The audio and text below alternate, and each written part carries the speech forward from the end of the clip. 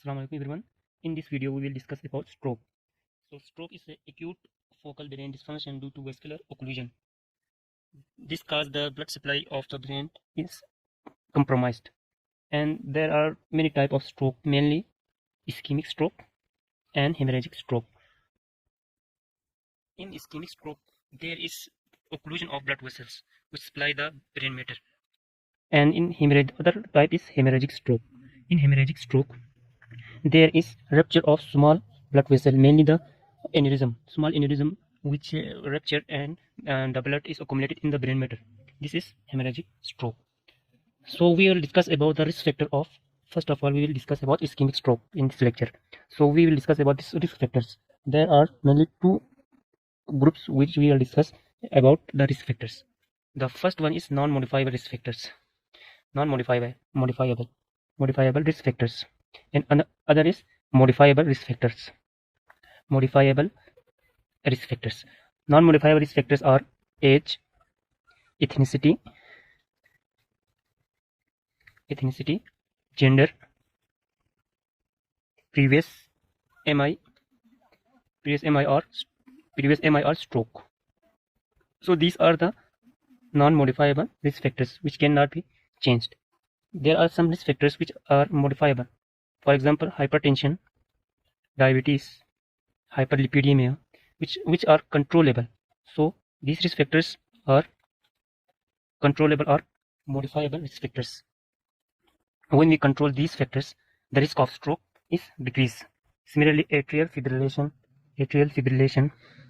is also a modifiable risk factor. Similarly, infective endocarditis, it is also a modifiable risk factor for stroke, mainly ischemic stroke, embolic stroke, in infective endocarditis. So these are the risk factors of stroke. Now we will discuss about ischemic stroke. There are mainly four main types of ischemic stroke, which classified according to the involvement of specific vessels. So these are anterior cerebral artery, middle cerebral artery, posterior cerebral artery, and vertebral artery, which supplies different part of brain and brain stem. So in anterior cerebral artery, if there is occlusion of anterior cerebral artery, there will be hemiplegia of contralateral leg and arms, and the hemiplegia of and weakness of arm, leg is more than arm. And also there will be confusion, but and face is spared. There will be urinary incontinence also.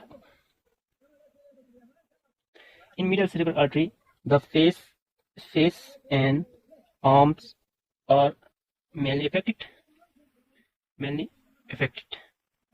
and there is visual agnosia.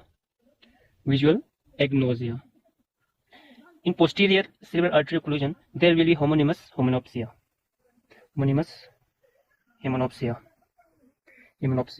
Similarly, the contralateral visual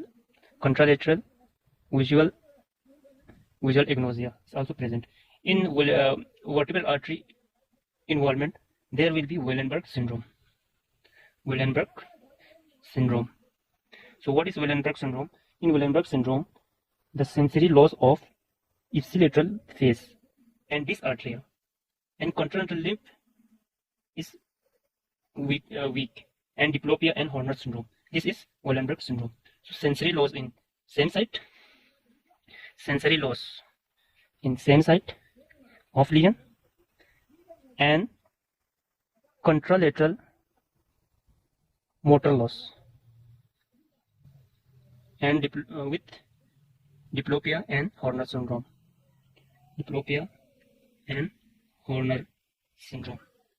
This is Wallenberg syndrome, which occur due to vertebral artery occlusion.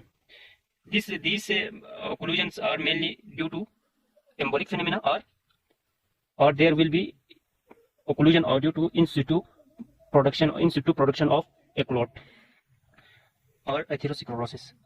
So we will, in order to investigate the stroke, first of all we will do non-contrast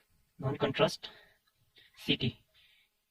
we do this investigation because it will differentiate between hemorrhagic and ischemic stroke. So this is the first and most important investigation. Okay, after what we will do MRI.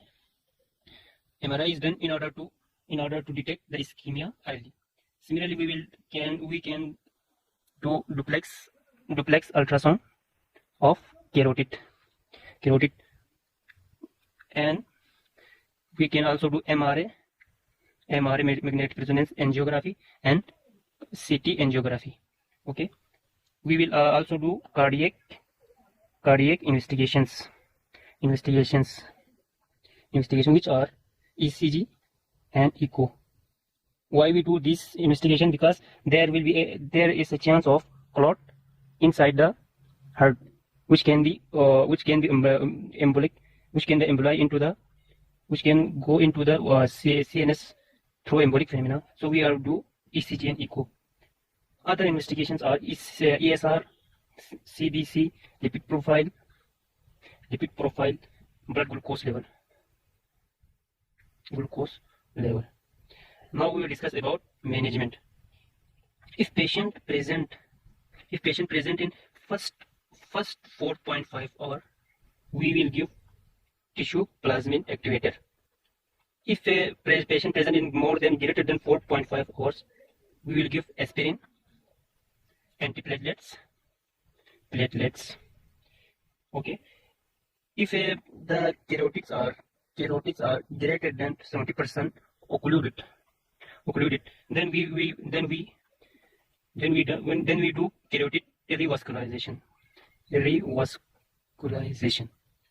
Okay. For secondary prevention, we will control blood pressure and blood sugar using HbA1c.